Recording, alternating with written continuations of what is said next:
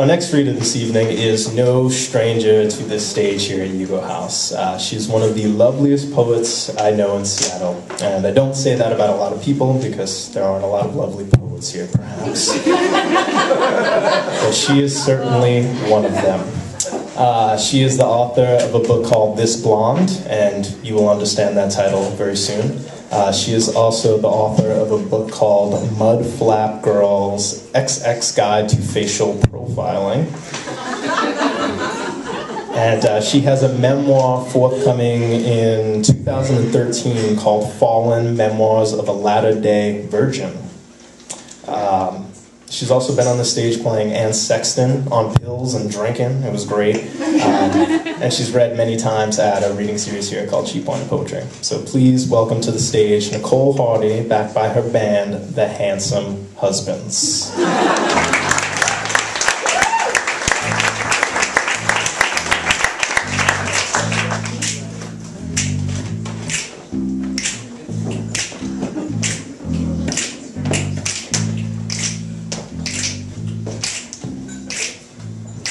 Vince, the union boss, in dark glasses and a pinky ring, may have been the first to notice I'm a peach.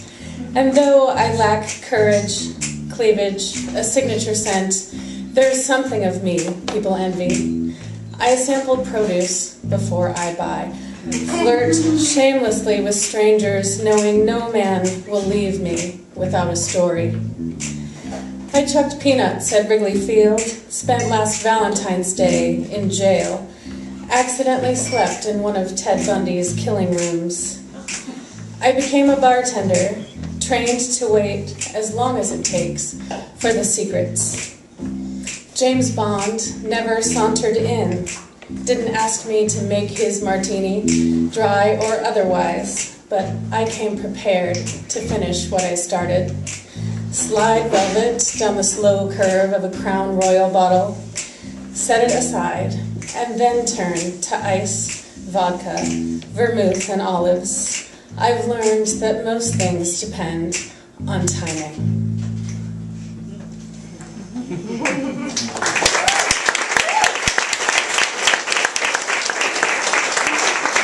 Thank you for that lovely introduction.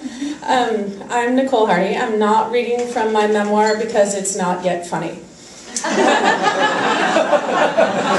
I also don't know anything about yoga, but I brought men, so I hope that will get me in the door.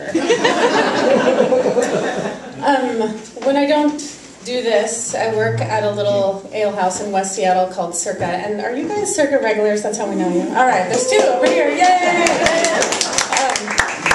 This one is called Tending Bar at Circa on any given Tuesday night.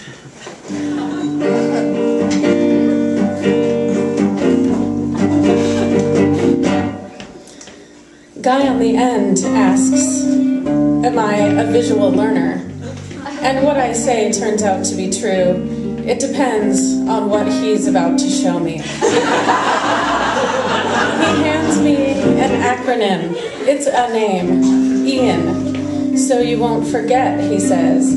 He's making a list of women he's flirted with this week. Cross me off, I say, so he won't forget. I'm getting paid. Matt broke up with Rose again. I keep serving him because he works here, but now he's giving me the eye. Dear Matt, stop the staring. It makes me uncomfortable in my workplace, even though it doesn't. But I can't wait to see what happens in the morning when he's required by law to reprimand himself. The women on the end complain. We don't have happy hour. They order according to what's funny. Whistling pig, moose drool, and skewer the husbands who don't make enough money and never forget to forget the trash.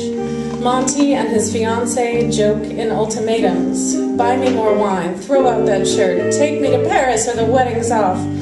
Feels like it won't be long before someone's just kidding. Isn't funny, Valentine.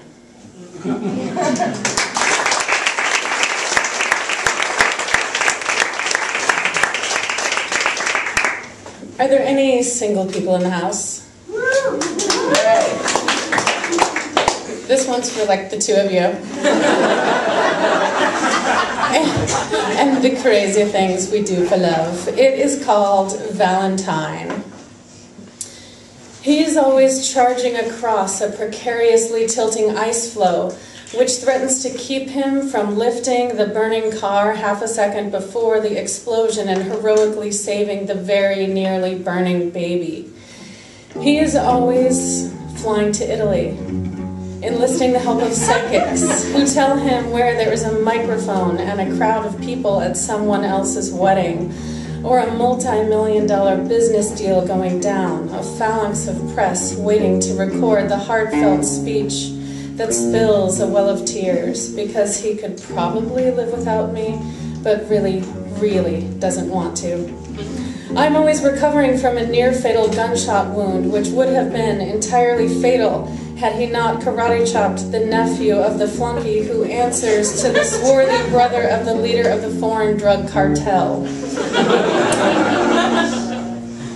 He's always sending roses and love letters found tragically unread, except by strangers years later, who suddenly discover the deepest, most perfect love has been blooming unnoticed beneath their noses. These letters that he's always sending are as potent and magical as his wind-blown hair and all things bulging beneath his clothes. So neither of us ever finds that someone else might do in the long but necessary absence of the other. There are always soft-focused lenses, cobblestone streets and sunrises, surging musical interludes, and gondolas. A lone violinist is always playing our song at dusk by an antique lamppost in the European fog and rain, and the sand, where we always end up playing from here to eternity, never settles in our hair or mouths or chafes uncomfortably, because he is always making reservations for champagne and foie gras and buying me backless silken gowns. And there is always a car chase, in which we always narrowly escape the clutches of the bad guys. Those sheets of plate glass are forever breaking. Fruit stands fall victim to the carnage. Tsunamis of citrus awash in the streets. And after all the running after buses, the pounding of open palms on safety glass, the wine and the romance and the wildly satisfying tantric sex, it turns out, Dr. Phil, that what I want, what I really, actually want, is more.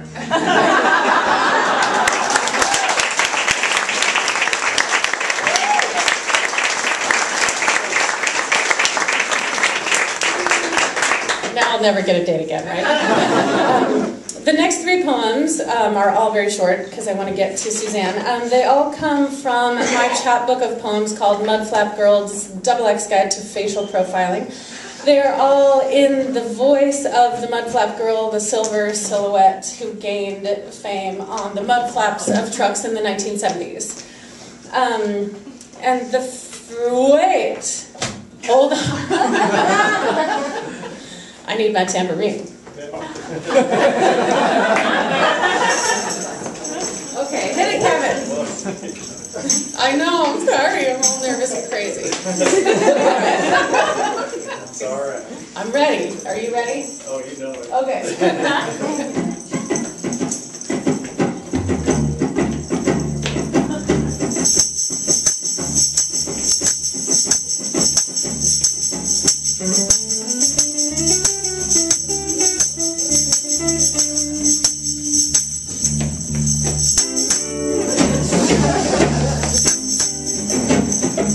You should have known better, boys, than to try to keep me down. I'm a streetwise franchise, recently promoted to pink. And why shouldn't I diversify? Visualize prototype over archetype. I'm done with witch, whore, virgin, mother. May I please take 10 leaps of social evolution, where I'll rally my contemporaries. A punk rock astronaut, an ingenue bassoonist, roller derby scientist, and fashionistas who know what to do with this year's die-cut neo-feminist. Any girl will go far when flaunting me on her belt, her purse, or her glitter tee.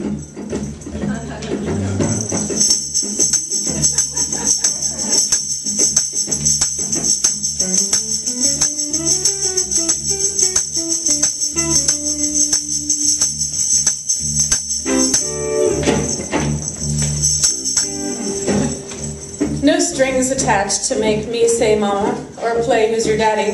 Call me a doll, but no Ken-type cutie guy is gonna tie me dream house down in cul-de-sac Hall of Fame.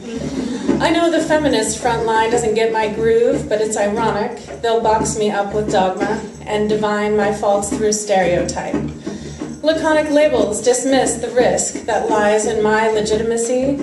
If I'm just easy, cheesy, degrading, there's no reason why they should spin the spin to validate me. And yet we agree on the crucial stance that smarts aren't inherently tied to pants.